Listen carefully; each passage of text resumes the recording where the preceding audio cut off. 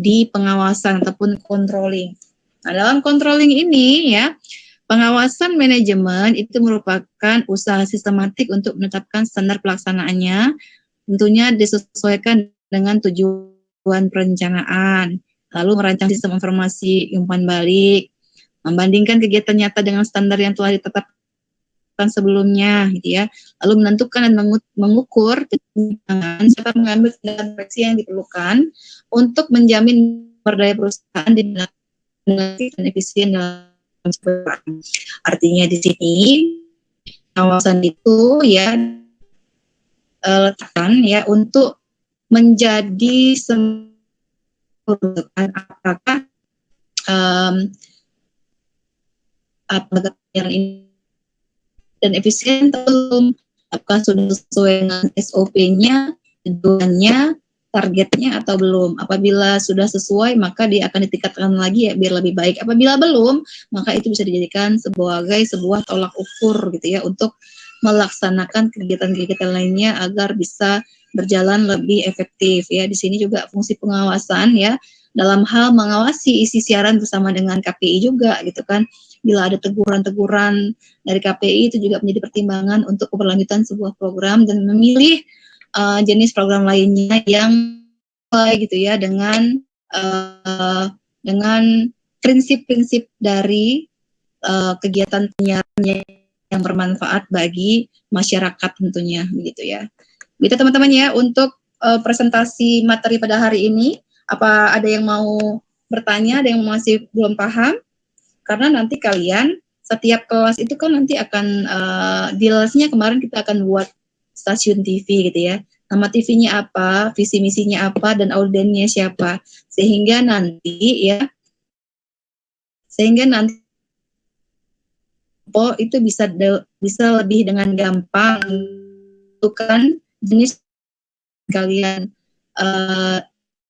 buat yang kalian kerjakan bersama-sama dalam satu.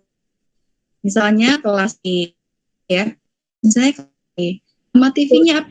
Kelas D. Kelas D, nama TV-nya apa? D.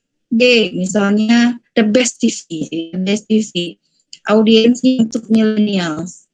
Ini adalah untuk memberikan informasi yang sehat dan bermartabat gitu ya, supaya millennialsnya jadi bijak ya gitu ya. Misi-misinya apa saja, nah gitu ya, itu dibuat secara satu kelas, nanti di breakdown sama teman-teman per kelompok. Kelompok A misalnya, kelompok A untuk mengisi jadwal siaran pagi misalnya, membuat apa gitu kan, misalnya pagi menghadirkan program informasi misalnya, silakan kelompok berita. Kelompok B jam 10 pagi mau menghadirkan apa? Mungkin kuis gitu kan. Silakan kelompok B membuat program siaran kuis. Lalu selanjutnya kelompok 3 pengen buat film pendek. Silakan kalian buat film pendek ya. Temanya tentunya disesuaikan dengan visi misi dan audiens yang kalian target seperti itu. Kelompok 4 misalnya mau buat tanggal lagu ataupun mau buat pengajian gitu kan. Tentunya ya kalian membuat program siaran itu yang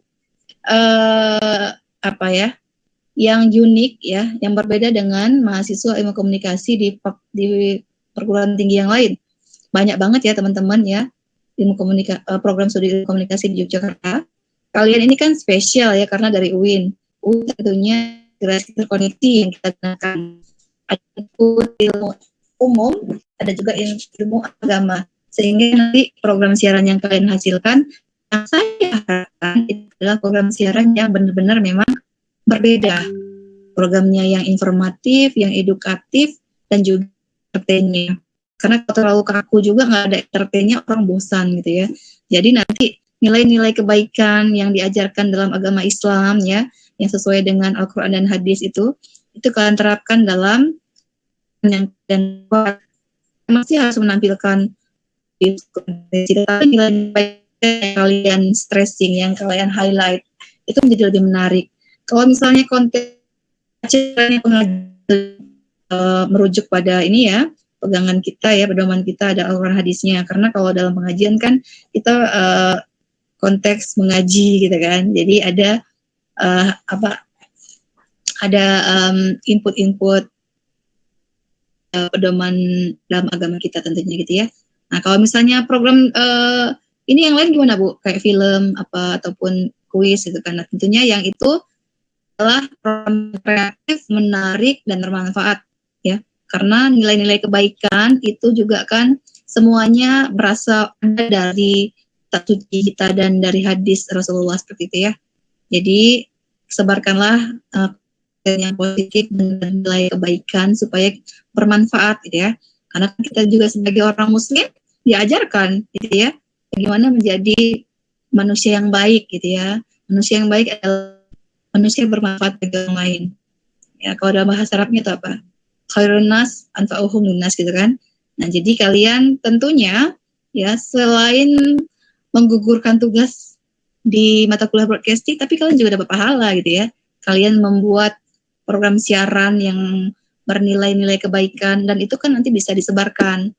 Misalnya ini kita buat program acara nih dari mata kuliahnya Bu Yanti broadcasting, kita buat acara misalnya apa show misalnya atau show apa misalnya pentingnya apa ya yang millennials ya pentingnya menjadi bijak dan bertanggung jawab gitu ya di media sosial misalnya karena kan saat ini isu yang paling viral juga bahwa memang netizen di Indonesia misalnya nih ya mereka itu adalah netizen yang tidak sopan se-Asia Pasifik. Lalu di tahun 2020 cyberbullying tertinggi di dunia di Indonesia itu berdasarkan data dari APJI gitu ya. Dari total 5.900 responden itu sekitar 49% pernah menjadi korban bullying sehingga menjadi nomor 1 tingkat cyberbullyingnya di dunia itu ya menurut data dari survei APJI teman-teman ya. Mungkin kasus-kasus isu fenomena yang menarik seperti ini bisa kalian angkat yang menjadi sebuah talk show yang kemudian talk show-nya itu bisa kalian menghadirkan narasumber yang kompeten di bidangnya kalian jadikan program lalu bisa kalian share dong share di medsos, share di WA group biar orang bisa mendapatkan insight-insight yang positif seperti itu ya misalnya membuat program siaran berita ya silakan dibuat yang bagus gitu kan. Program berita tentunya memenuhi unsur-unsur berita dong. Unsur fakta, kedekatan, ya proximity, lalu di unsur-unsur berita 5W Tuha dan cover both side. Oke.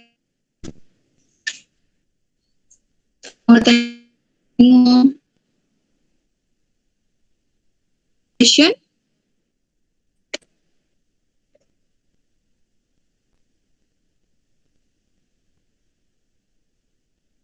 Adakah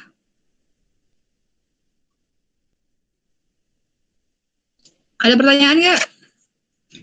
Udah paham semua? Permisi Bu, izin bertanya Bu. Ya silakan Yongki. Izin bertanya untuk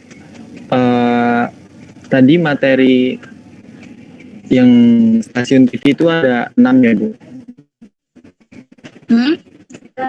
Yang pembagian materi. Ya karena kan itu kan tugas kelompok. Jadi program acara itu saya nilai sebagai ujian akhir semester produk ya. Ada hasil produknya. Misalnya hasil program siaran kalian bagus, itu nilainya A, maka semua anggota kelompok nilainya A. Kalau nilainya C, maka semuanya nilainya C. Karena ini basic kelompok ya. Tugasnya basic kelompok, ada produknya, ada program acara yang kalian buat untuk mengisi dari jadwal-jadwal program siaran yang ada di TV kalian, di TVD ini. Begitu ya. Coba cek di PPT, bukan PPT, cek di Google Classroom yang pertama kali saya kirim dulu. Saya kayaknya pernah ngirim deh alamat Google Drive-nya ini ya, kelas B tahun lalu, semester lalu, anak angkatan 2020. Coba dicek cara mereka buat, itu ada contohnya. Jadi kalian ada gambaran itu. Paham Yongki? Ingin bertanya di kelas D kan ada 5 kelompok ya Bu? Oh 5 kelompok kalian ya? Iya Bu. Oh iya, gimana? Berarti ya lima aja nanti kelompoknya, nanti saya share-nya. Beda sama kelas yang lain ya kemarin ya. Nanti ada dua materi yang nanti dari saya berarti. Gimana Yongki? Baik Bu, ngerti Bu. Udah paham? Yongki. Kamu di kampus ya? Sudah Bu. Bu. Oh iya. Ada berapa orang di kampus? Nggak banyak itu yang bersedia sekolah offline Yongki. Orang Bu. Baru ada 3 Bu, 3 orang. Tadi ada yang pulang. Rata itu cuma tiga mahasiswa, makanya saya bilang ya udah kalau forumnya itu lebih banyak online, berarti online aja. Tapi kamu tetap bisa menikmati kampus ya pakai wifi. Kamu kuliah sekali dalam ruangan coba. Kuliah dalam ruangan, teman-teman yang bisa offline. Bu. Biar kawan-kawan yang lain juga merasakan lagi kuliah ini nih di kampus nih. Nanti kamu virtual tour kampus gitu ya. Kuliah sama ibu misalnya, nanti mungkin ibu bisa buat background kampus gitu ya, background kelas gitu ya, biar merasakan wow gini ya kuliah dalam kelas gitu ya. Kuliah dalam kelas nanti sebentar-bentar ngobrol. Udah kalau nggak ngobrol, kalau dulu zaman saya kuliah ngobrol ya, sekarang bukan ngobrol lagi, main HP, pakai HP. Itu sering saya temukan. Buka laptop, saya pikir lagi ngetik, rupanya lagi buat tugas yang lain. Aduh, ketahuan. Banyakin tugas dari mahasiswa, dari dosen-dosen. Akhirnya ketika masuk di kelas lain, buat tugas itu. Oke, lagi pertanyaan? Any question?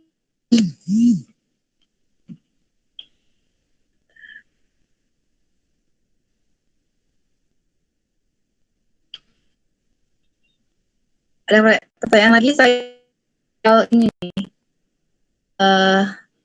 PCR. Belum ada. Ya, karena saya rencana insya Allah hari Sabtu itu akan terbang ke Padang.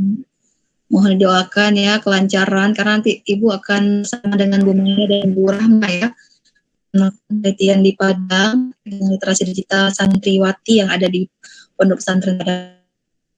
Minta doanya ya supaya kami bisa berangkat dengan sehat, selamat, pulangnya juga demikian. Amin. Ya. Amin. Amin. Terima kasih. Bu ikut, ini Bu Bu. Rahma udah. Ayo ikut Faiz, kamu di mana? Di Tasikmalaya.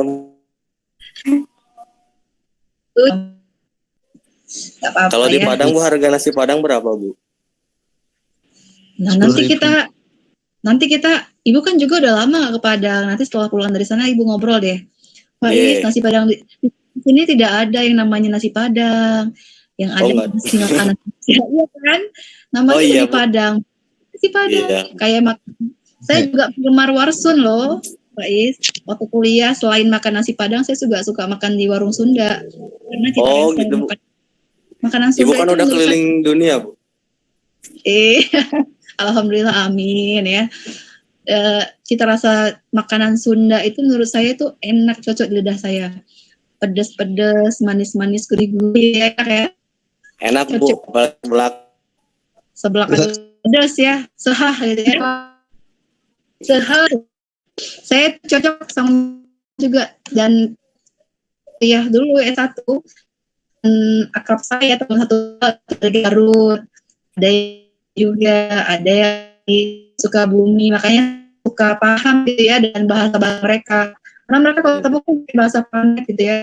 Akhirnya saya jadi tahu ya bahasa Sunda itu sedikit-sedikit ya, waktu saya main dari ke Bandung itu zaman dulu tuh masih sama teman-teman pulangnya tuh ada yang nawar-nawarin apa ini teh mual, jawabnya gitu biar bisa bahasa Sunda gitu kan.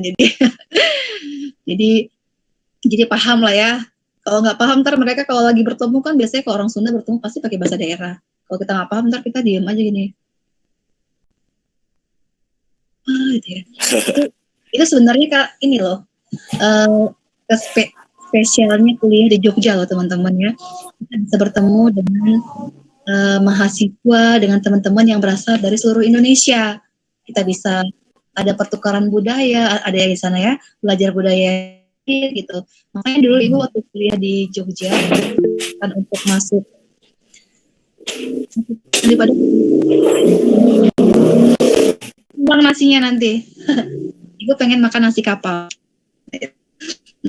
Jadi menariknya itu temannya nanti dari seluruh Indonesia kawan-kawan, bisa belajar masing-masing budaya, bisa belajar bahasanya seperti apa, budayanya seperti apa gitu ya. Teman saya juga akhirnya ketika kuliah di Jogja ini tersebar di mana-mana, sampai ke Papua juga ada itu ya. Paling banyak juga Sulawesi ya, orang-orang Sulawesi itu banyak, Kalimantan. Ya pokoknya di inilah di seluruh Indonesia, jadinya senangnya itu kalau bisa kuliah di Jogja. Makanya jangan tinggal di asrama, kalau ya ketemunya itu lagi.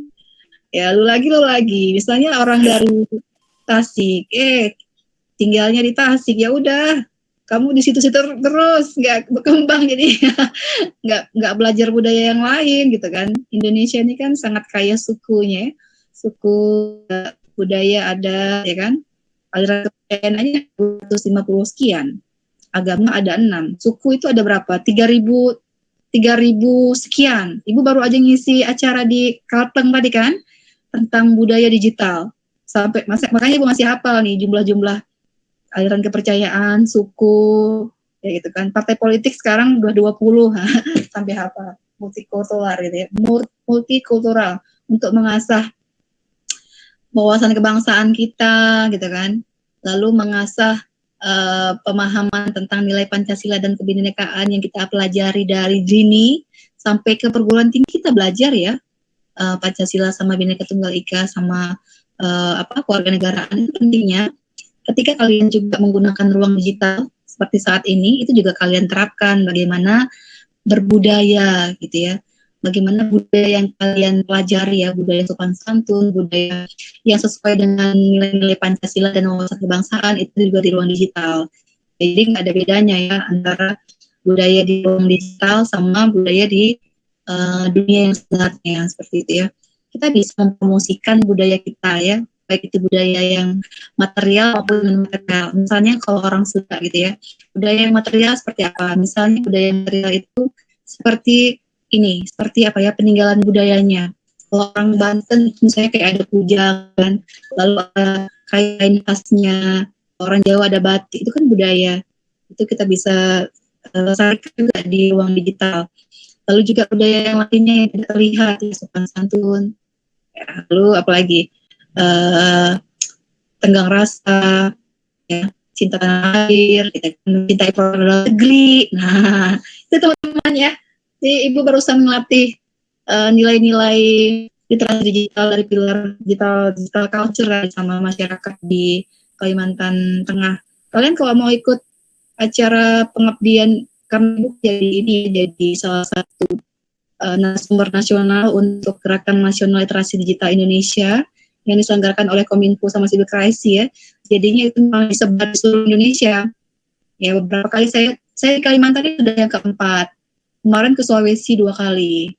Terus kalau yang di Jawa itu sudah seminggu udah 5 kali kalau di Jawa. DKI, Banten, DIY, Jateng. Nah itu Ibu jadi salah satu narasumber tetapnya seperti itu teman-teman ya. Oke, ada lagi yang bertanya? Ada yang pesan nasi Padang sampai di sini langsung ini gembung. Bukan gembung, apa itu istilahnya? Kembang. Ya kan? Langsung kembang ya. Tadi siapa ini kok nggak ada namanya sih? Siapa ini nih nggak ada namanya nih, nanya nasi coba oleh bisa aja, tapi kan sampai sini udah nggak jelas bentuknya, udah kembang. Lagi mau bertanya, paham semuanya? Sudah? Insya Allah sudah, Bu. Alhamdulillah. Baik, teman-teman mahasiswa semuanya ya. Karena kalian sudah paham semuanya, waktu juga sudah belajar sore. Terima kasih banyak saya ucapkan kepada kalian yang sudah hadir dan berpartisipasi aktif dalam perkuliahan pada sore hari ini. Tadi juga saya mohon maaf karena harus mundur selama setengah jam demi kemaslahatan masyarakat Indonesia gitu ya, karena saya menjadi bagian dari pegiat literasi digital gitu kan. Kapan-kapan kalian boleh ikut ya supaya bisa meningkatkan skill gitu ya, karena literasi digital itu adalah belajar yang seumur hidup. selama kita masih menggunakan media digital, maka kita harus mengasah kemampuan itu, kemampuan bagaimana menjadi ruang digital smartphone kalian itu menjadi aman, menjadi cakap, menjadi etis, menjadi berbudaya gitu ya. Nanti di dalam seminar itu, webinar itu bisa kalian dapatkan insight-insightnya yang insya Allah bermanfaat buat kalian semua. Makasih banyak, mohon maaf apabila ada salah-salah kata yang saya sampaikan tadi ya. Sampai jumpa lagi minggu depan di hari dan jam yang sama. Minggu depan UTS jangan lupa. Saya akan menyampaikan teknisnya seperti apa nanti ya. Silakan nanti diikuti dengan baik. Minggu depannya lagi, jangan lupa kelompok pertama akan menjadi pembuka diskusi untuk kelas D. Ya dipersiapkan dengan baik. Kalau dipersiapkan dengan baik, matanya mungkin kalau kalian menemukan materi tentang gambar-gambar, ada videonya, mungkin silakan ditampilkan aja biar lebih menarik gitu ya. Makasih banyak. Demikian dari saya. Bila taufiq wal hidayah. Wassalamualaikum warahmatullahi wabarakatuh.